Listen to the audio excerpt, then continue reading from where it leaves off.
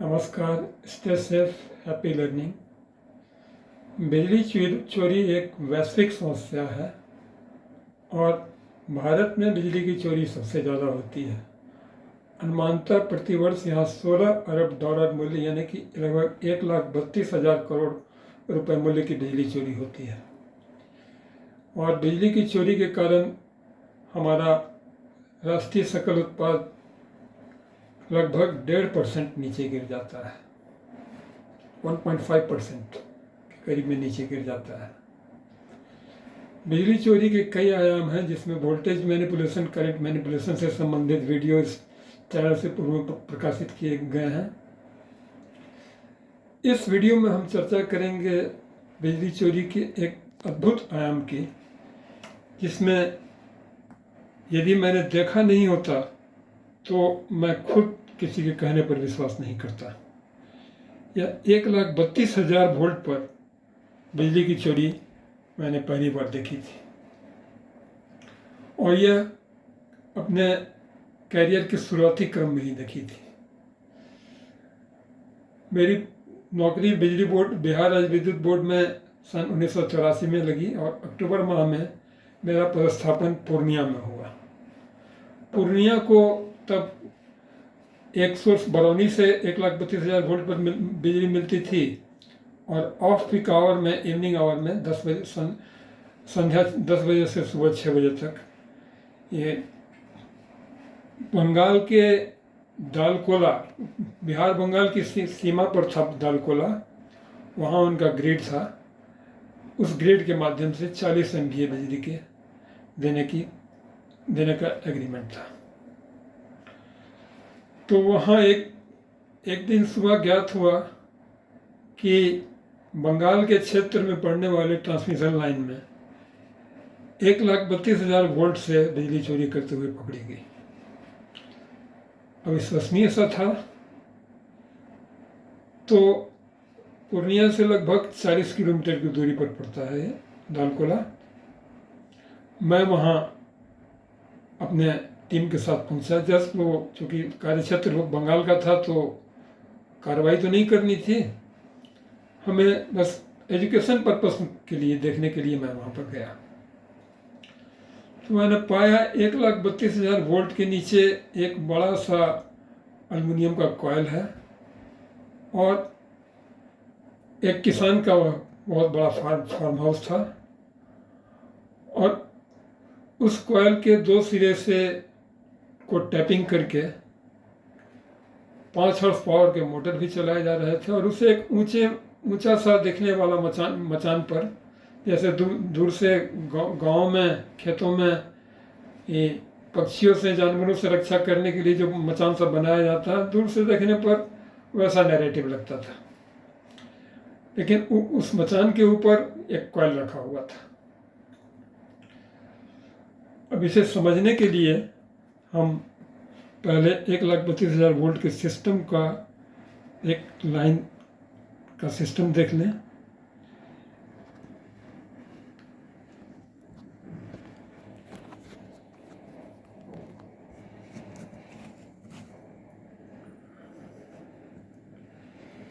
यह 132 के भी लाइन का एक सिस्टम है। ये टावर है,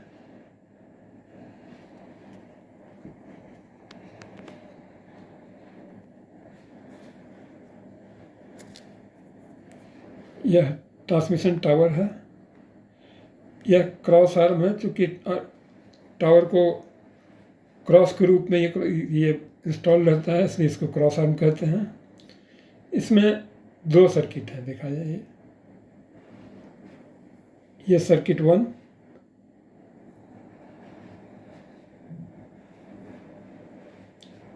ट्रांसमिशन सर्किट 1, ये ट्रांसमिशन सर्किट 2। इसके नीचे 1, 2 और ये 3 फेज, इधर भी 1, 2 और 3 फेज का ये बंडल कंडक्टर है। ये बंडल कंडक्टर होता है कि जैसे हमें यदि 1,32,000 वोल्ट पर 100 MVA का करंट यदि ले जा ड्रॉ करना है, यानी कि 100 MVA पावर यदि चाहिए, तो 1 MVA पर लगभग 4.5 एम्पियर, तो 100 MVA पर 450 एम्पियर एट 100 MVA।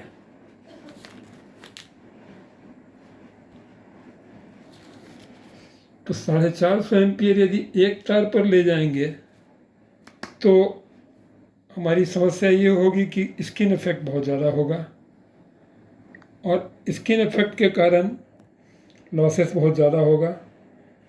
तो 450 एम्पियर रेटिंग का एक कंडक्टर नहीं लेकर के एक फेज में इसमें यहाँ 2 कंडक्टर दिखाया गया का बंडलिंग दिखाया गया है, 4, 5, 6 कंडक्टर तक लिए जाते हैं।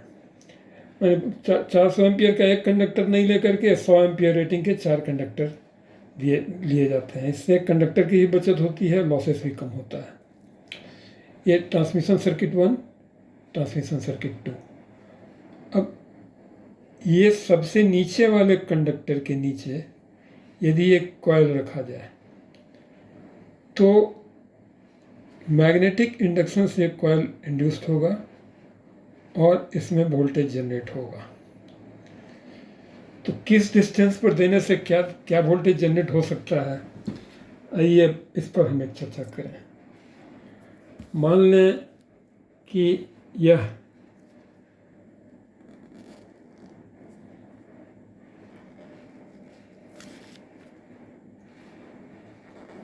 ट्रांसमिशन लाइन है,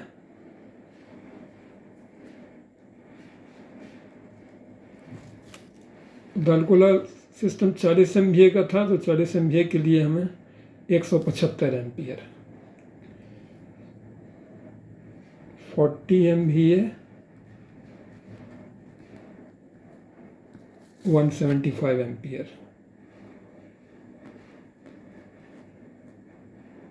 एट 132 kV।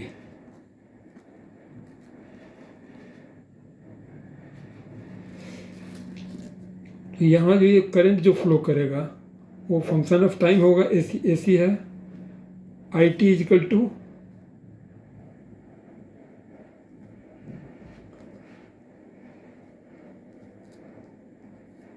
IM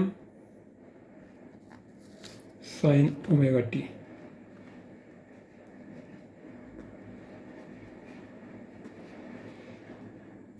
ओमेगा क्या होता है? ओमेगा इज 2πf, यहाँ f फ्रीक्वेंसी है, तो और पाई का वैल्यू 3.15, तो ओमेगा इजकल टू 314.5। ये वोल्ट लाइन 132 के भी हो सकता है, 220 के भी हो सकता है, या और किसी रेटिंग का हो सकता है, उससे कोई बहुत ज़्यादा फर्क नहीं पड़ने का है। अब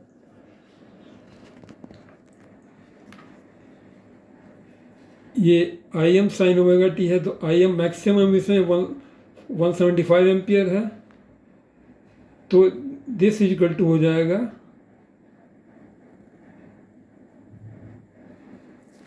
175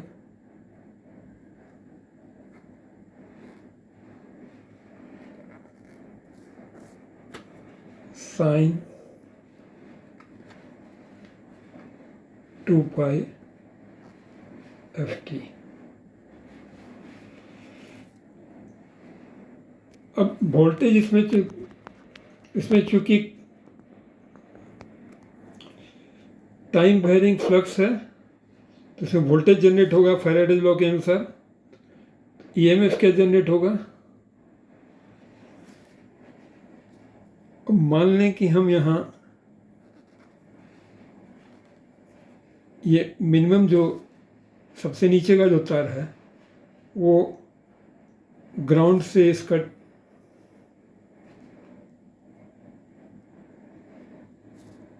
ग्राउंड से क्लियरेंस 10 मीटर है।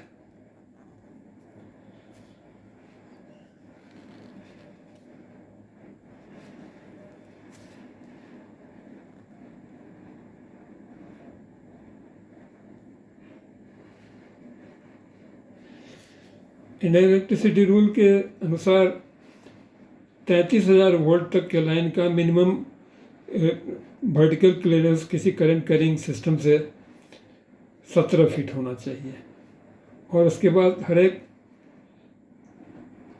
33,000 के लिए 1 फीट अलग से, यानी कि 66,000 के लिए 18 फीट, 99,000 के लिए 19 फीट और 1,32,000 के लिए 20 फीट होना चाहिए। तो वो मिनिमम क्लियरेंस है, लेकिन सामान्यतः क्लियरेंस ज़्यादा ही रखा जाता है। ये 10 मीटर का क्लियरेंस हो गया। अब यदि इसके नीचे हम एक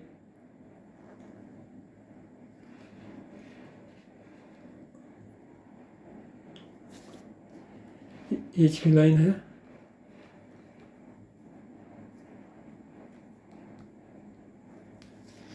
इसके नीचे यदि हम एक कॉइल रखते हैं, माना कि इसके सेंटर से, इस कॉइल के सेंटर से इसकी दूरी मान लिया जाए कि 7 मीटर है।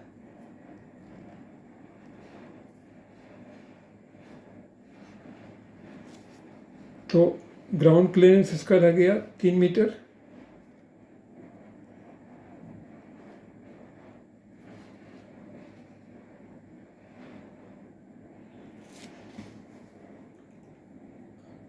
अब इसमें करंट वैरी कर रहा है, जिसमें 0 से लेकर 175 एम्पियर तक करंट हो सकता है। तो इसमें एक EMF इंड्यूस होगा। EMF क्या होगा? EMF induce equal to N d∅dt। ये कॉइल है, ये N number of turns,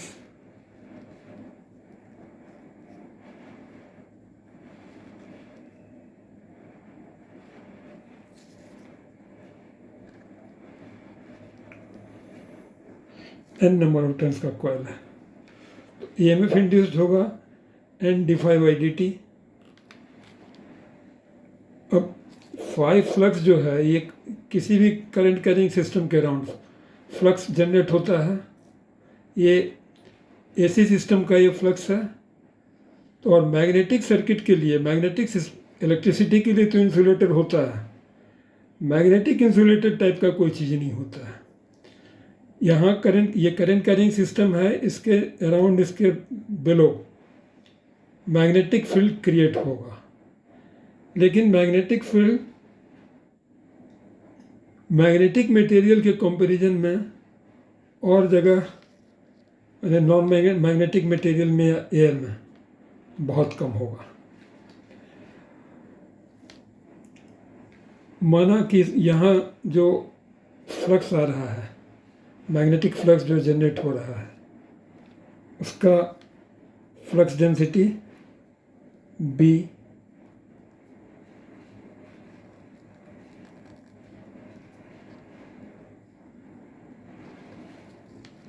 B बराबर होगा mu zero I bye 2πr।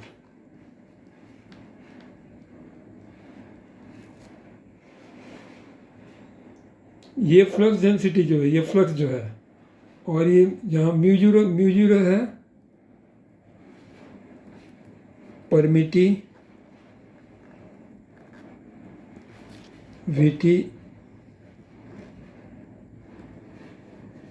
In free space.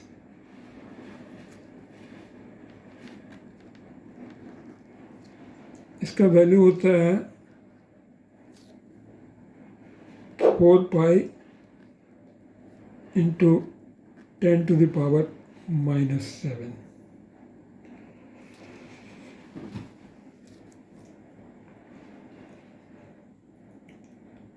अब इसका फ्रीक्वेंसी 50 है।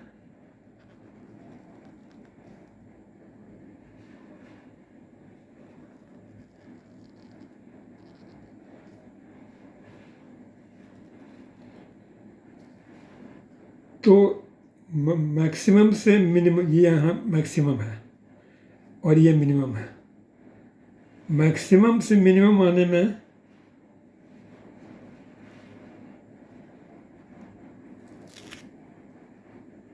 ये 1/50 सेकेंड का टाइम लेगा, यानी कि 0.02 second.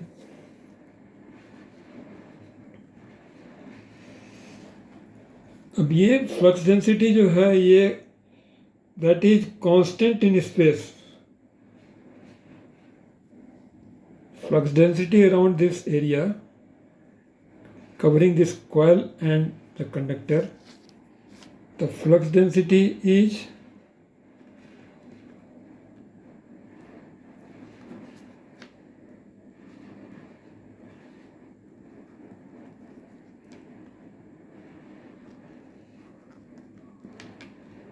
constant in space.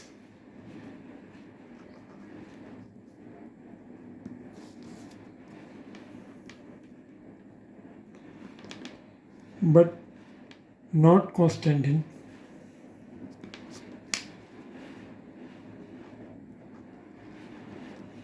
time.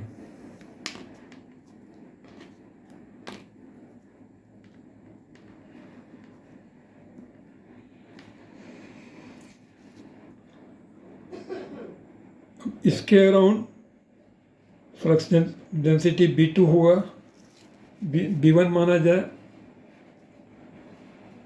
B1 flux density,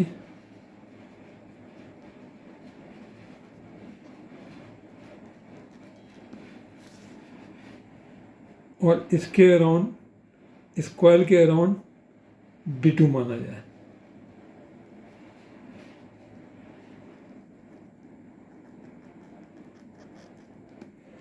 इस कॉइल को मान लिया जाए कि एक 5 मीटर का स्क्वायर है, 5 मीटर और 5 मीटर का ये स्क्वायर है।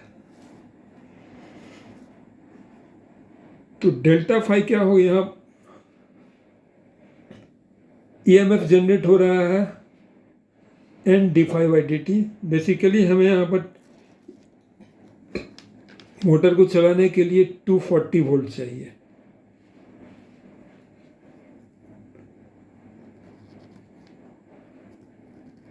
तो ये 240 वोल्ट लाने के लिए कितने टर्न का कॉइल देना पड़ेगा ये देखना है हमें। तो ये EMF है N d∅dt। तो d∅ या कितना होगा, यहाँ फ्लक्स डेंसिटी है B2, यहाँ है B1, और ये ट्रांसमिशन लाइन के अलोंग ये कॉइल है, तो ये d∅ होगा B2A माइनस B1A। लेकिन ये एक दूसरे के ऑपोजिट होगा, तो फ्लक्स डेंसिटी B मान करके चल सकते हैं। ये इक्वल टू होगा 2BA, d∅ equal to 2BA।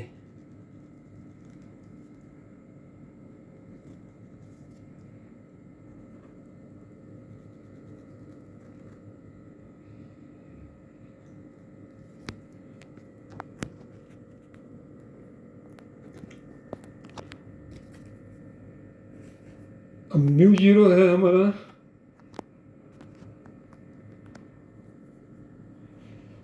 Mu zero यानी कि permeability in free space, this is equal to 4 pi into 10 to the power -7। EMF is equal to N d∅dt। तो इससे यदि हम देखें तो N कितना आता है, ये V आउटपुट, EMF यहाँ पर ये V आउट, EMF ये V output, V output by d∅ into dt।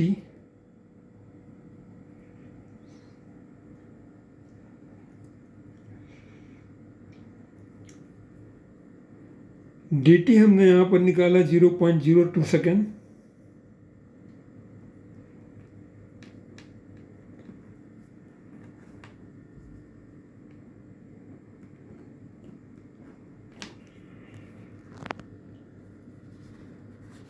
अब यदि हम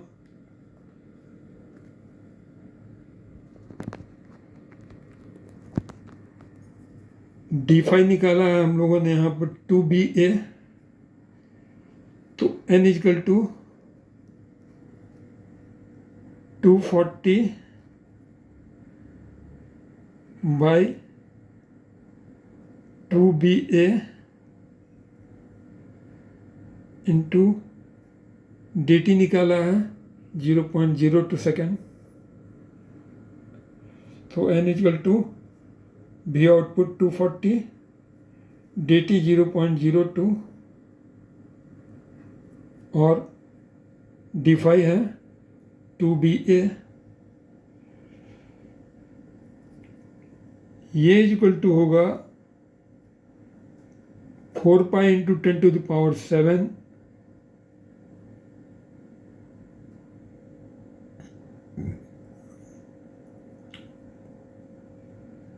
इसका वैल्यू होगा 0.000005075t divided bye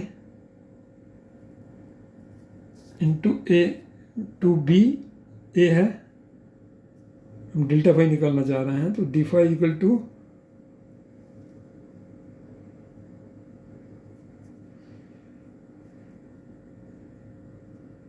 0.000005075 into b a है 175 डिवाइडेड बाय 2 इंटू 3.14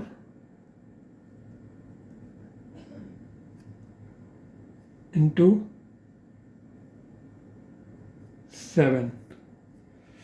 ये डिस्टेंस 7 मीटर है और बी हम लोगों ने देखा है 2 b equal to μ0 I by 2 pi r, जहाँ आर ये डिस्टेंस है।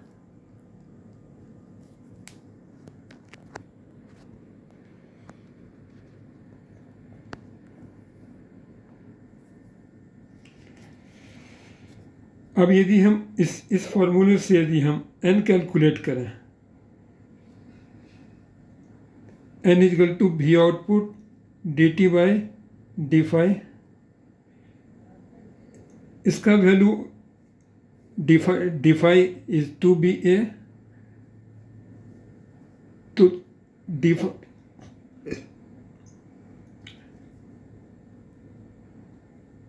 इसका वैल्यू आएगा b equal to 0.0000 d phi equal to 0.5075 into 175 divided by 2 pi r, 2 into pi का वैल्यू 3.14 इंटू ये डिस्टेंस आर जो है ये 7 मीटर। इसका वैल्यू आ जाएगा 0.0005 टेस्ला। अब n इजकल टू हो जाएगा हमारा 240 voltage into dt 0.02 divided by 2 pi r, यानी कि 2 इंटू 0.00005075 इंटू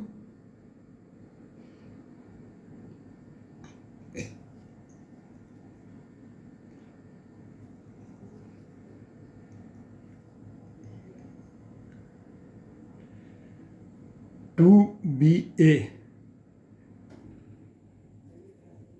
2BA है, तो flux density into area, area क्या है 5 मीटर इंटू 5 मीटर, तो दिस इंटू 25, ये इसको यदि हम सॉल्व करेंगे तो 18,916 नंबर ऑफ टर्न्स आएगा। यानी कि इस सिस्टम में यदि ये EHV लाइन है जिसमें जो 175 एम्पियर करंट कैरी कर रहा है, ये इसके यदि 7 मीटर नीचे कोई कॉइल है तो उसमें जिसका एरिया 25 स्क्वायर मीटर है, 18,916 नंबर ऑफ टर्न्स होना चाहिए। अब ये एरिया यदि कम होगा तो नंबर ऑफ टर्न्स भी कम हो सकता है। तो इस तरह हम देखते हैं कि 132 kV लाइन से बिना फिजिकली कांटेक्ट किए हुए बिजली की चोरी संभव है। बिजली की चोरी एक गंभीर सामाजिक अपराध है। यह एक वैश्विक समस्या है। भारत को बिजली की चोरी से प्रतिवर्ष लगभग 16 अरब डॉलर यानी कि 1,32,000 करोड़ रुपए की क्षति होती है। इस क्षति को रोकना हमारा नैतिक कर्तव्य है। कहीं भी बिजली की चोरी हो तो डिपार्टमेंट को सूचना दें, लेकिन इस प्रकार की चोरी स्वयं मैंने अपनी आँख से नहीं देख लिया होता तो शायद मैं भी विश्वास नहीं कर पाता। एक बार पुनः ये ट्रांसमिशन लाइन है जिसका ये क्रॉस आर्म है। क्रॉस आर्म के थ्रू ये बंडल कंडक्टर जा रहा है। ये सबसे नीचे वाला जो कंडक्टर है, इसके नीचे यदि एक सुटेबल डिस्टेंस पर एक सुटेबल नंबर ऑफ टर्न्स का कॉइल दिया जाए तो उसमें वोल्टेज इंड्यूस होगा और रिक्वायर्ड वोल्टेज लाने के लिए रिक्वायर्ड नंबर ऑफ टर्न्स देना पड़ेगा और उस टर्न के दोनों सिरे से एक एक टर्मिनल लेकर के पावर लोड को अवेल किया जा सकता है। Thank you. Stay safe. Please check your subscription so that you don't miss next video from this channel. अपना सब्सक्रिप्शन चेक कर लें ताकि आप इस चैनल से प्रकाशित होने वाले अगले वीडियो को मिस ना करें। वीडियो को लाइक करें, सब्सक्राइब करें, कमेंट करें। Thank you. Stay safe. Happy learning.